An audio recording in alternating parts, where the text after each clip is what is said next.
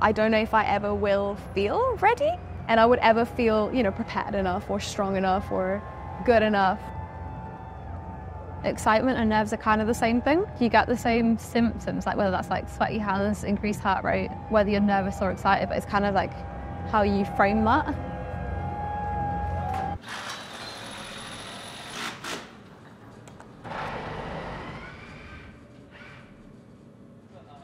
My name is Dipika Hopkins.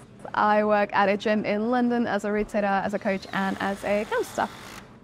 I started climbing when I was 20. I think that's when I first discovered it, which was a really long time ago. And then, it sort of dabbled a little bit, but then, properly got into it in 2018.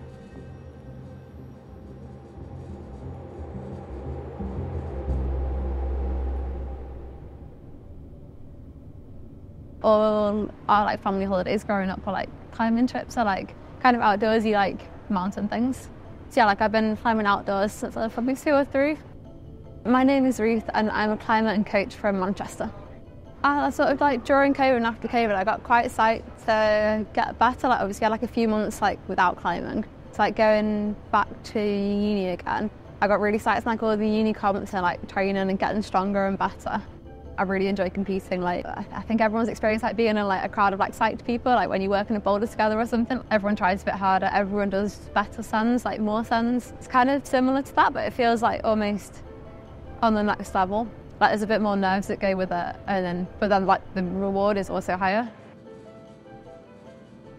So I sort of started competing in London comps last year. I made it through to 3 finals. I feel I didn't necessarily climb my hardest, my best. I made some very silly mistakes. Ultimately, I've come back from the comp thinking that I've had an amazing time. I love the crowd. I feel like I try harder in front of people.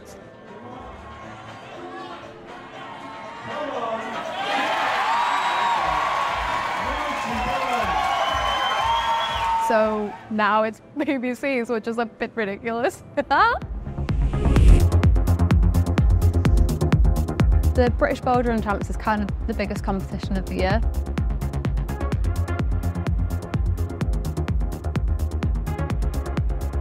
There's up to 80 men and 80 women competing, all to be crowned the best boulderer in Britain.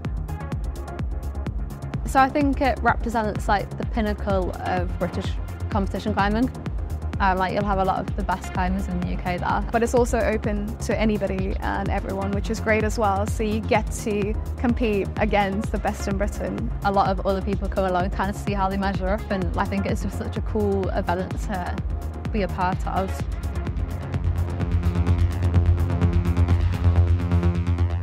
I've entered the British Bouldering Championships twice now, so I entered in 2021 and 2022. Last year I trained a bit harder for it. I managed to come in 25th, so that was a pretty big improvement from the year before.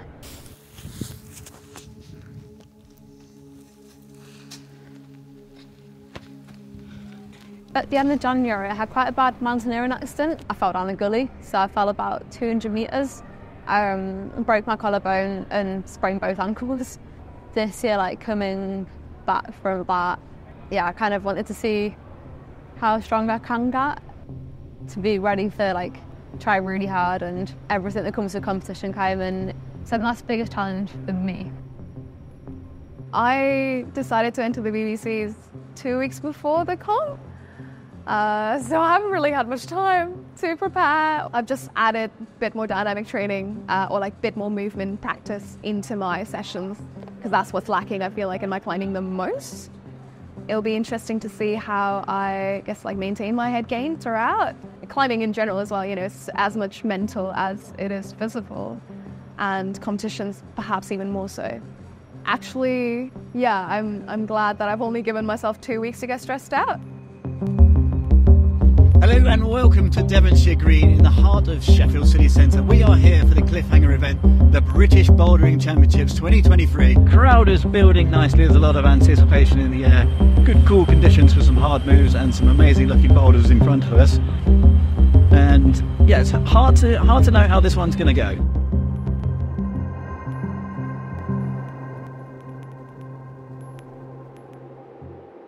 The waiting element is always the hardest one for me.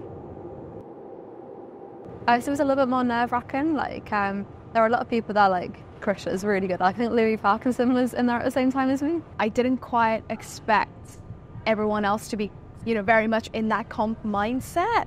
I could tell I was nervous. Like, my hands were a little bit sweaty. You're in the warm-up zone from where you can hear bits and pieces. Then I got called to go out on the stage. As you wait to go out on the mats, you sat basically just behind the wall. And like, you kind of have to sit in like a tunnel behind the stage for like 5 minutes before you go out, which feels like the longest 5 minutes of my life. And you can hear everyone, and you can hear the timer going, and hear your name being announced, and you have to like start walking out. And then out onto the boulders.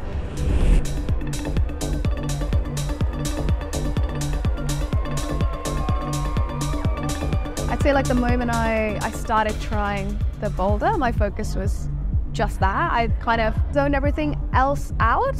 I wasn't really like hearing or thinking much at all. Like, I was kind of just doing. So I couldn't really hear the crowd that much. Like, I could tell they were there, but I wasn't really listening to them, I guess. I think I struggled with nerves a little bit on boulder one. Like, it was really tacky and stabby, and like, I'd usually love that, but like, I wasn't finding the right balance of just standing on my feet, and I was trying to pull really hard with my arms because like, I was, all warm and excited and ready to go. Getting the double catch dyno on boulder 2, being able to catch that move, that was a very, very cool moment. So I remember that moment. I think I will always remember that moment. I fell off the next move after, but yeah, I remember that moment. That was great. But I was pretty excited about boulder 3. There was a really bad slopey hold that like I didn't think I could hold before. But yeah, like I managed to hold that really bad slopey hold, so that was really exciting.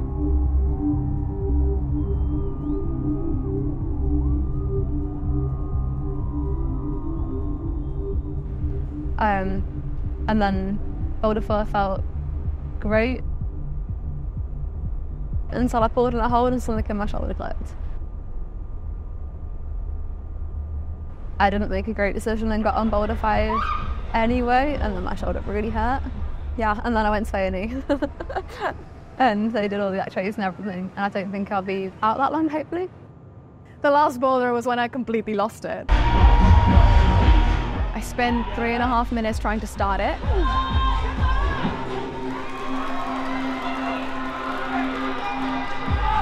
Eventually, when I did manage to get on, got the zone fine, but you had to go up this chimney, which was so much fun, but very hard to do when you don't have enough time.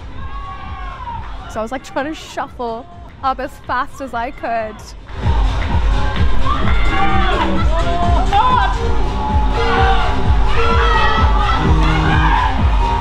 But yeah, got timed out, and it was very sad. So yeah, it would have been great if I had one top 3 zones. But instead, I came away with a ridiculous amount of fun on boulder 5 and all the emotions, the emotional roller coaster I went through. And I gave the crowd something to cheer for. I was there for the entertainment value. So you're welcome, actually. Yeah, I mean, I guess like I did come seconds last, which is, is seconds last. And also it's seconds last out of like the best climbers in the country. So like, I think coming last or seconds last in that field is not a comment on me as a climber, it's a comment on how strong everyone else is. So definitely like a bit gutted to have not even have come close to making semis. I got 3 zones, no tops, and I was 3rd from last, so I think I was 35. But I managed to get, which I was very happy with, I got 2 dynamic moves. And considering that, I kept on saying like that was like my biggest weakness going into the competition, and that was the one thing I was extremely worried about. Like pretty happy that I managed to, get those 2. I think I was climbing the strongest I've ever climbed before the comp. There's some moves I wouldn't have been able to do last year, and I think that's worth it in itself.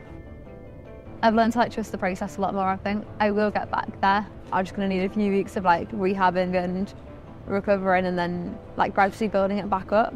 BBCs gave me like an opportunity to try really, really hard. If you try really hard a lot of the time, you probably are going to get injured at some point. We all sign that waiver when we like go to the planning centre that you might hurt yourself.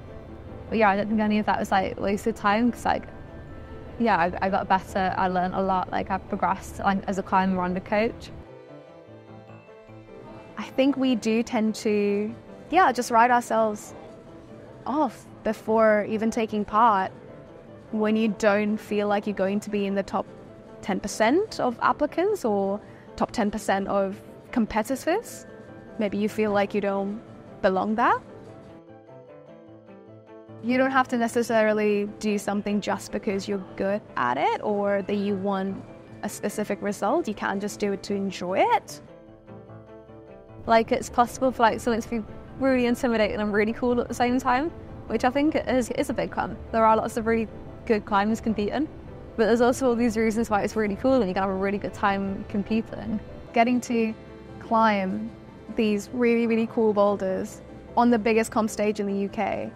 I just love the comp atmosphere. I feel like climbing is such an incredible sport. It's such a great thing that we can be a part of, where everyone is so supportive. I think that's quite rare in like competitive sport. I think we're so lucky to have like a community that like supports each other even in competitions. Hopefully next year will be better. We'll see. Yeah, I had such a good time. Oh, I'm really excited for next year. But yeah, like I'm excited to rehab my shoulder, like get stronger again. I just kind of want to see like how strong I can get and like hopefully be able to show a little bit more of what I've got next year. If anything, it's gotten me quite excited to go back and try again and to experience it all again. Just went by too fast. The weekend was out like that, and you've got 25 minutes on the blocks and that's it. So I'm excited to go back and have those 25 minutes again and make the most of that again.